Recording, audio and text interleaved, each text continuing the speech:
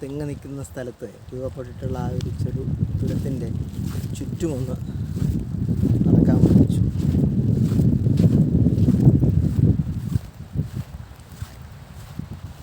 ഈ സൈഡ് കടൽ മല പോലെ ഇങ്ങനെ ഇരിപ്പുണ്ട്.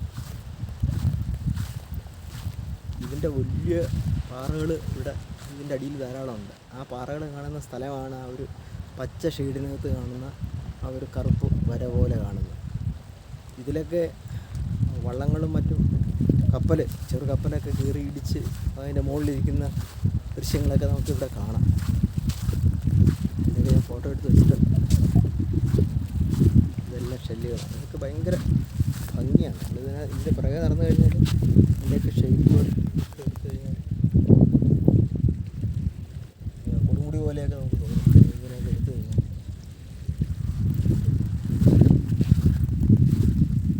മനോഹരമാണ്. ഇതൊരു ഉൾക്ക വന്ന് വീണ പോലെ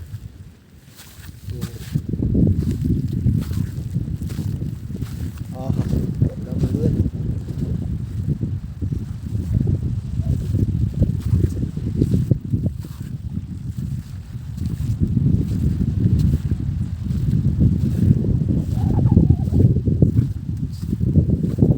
ഇത്രയേ ഉള്ളൂ ഈ കാട്.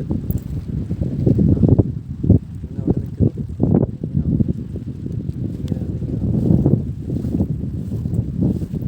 പുറവശം കുറെ കൂടി കടലിറങ്ങിയിട്ടുണ്ട്. ദൂരെ കാണുന്ന കൽപ്പേനി ദ്വീപ് നമ്മൾ അടുത്തുള്ളത് മുഴുവൻ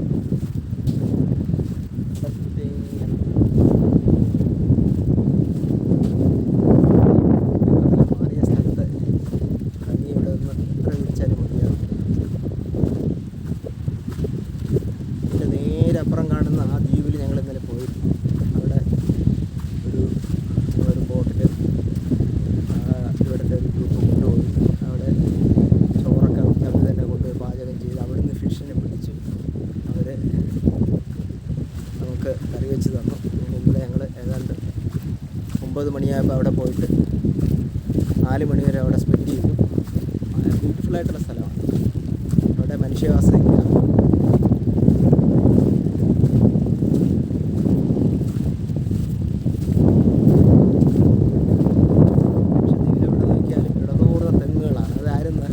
നട്ടുപിടിപ്പിക്കുന്നതൊന്നുമല്ല.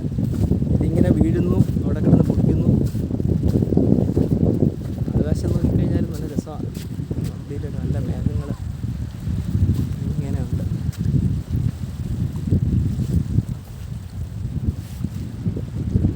സൂര്യൻ ഏതാണ്ട്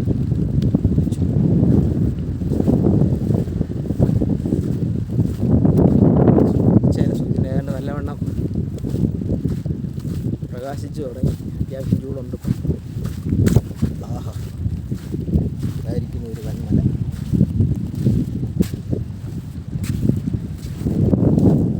ഞങ്ങൾ ആ തുരത്തിൻ്റെ ഈ സൈഡ് ഇങ്ങനെയുള്ളതായി ഇവിടെ വന്നതിന് ശേഷമാണ് അറിഞ്ഞത്.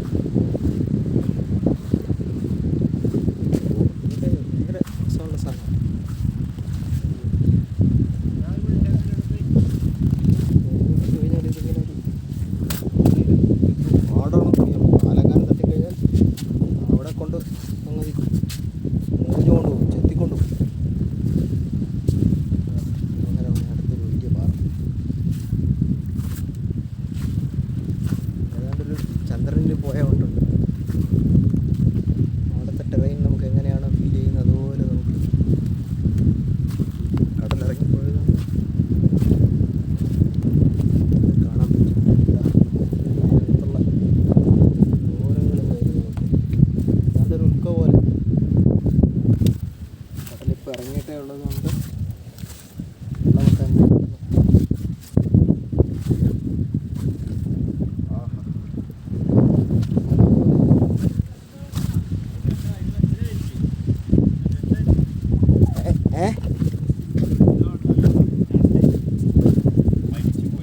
ആണോ? ഇതാണ് കടലിൽ ആളുകൾ യാത്ര ചെയ്യാൻ വേണ്ടി. കളിച്ചു കളിച്ചു കളിച്ചു.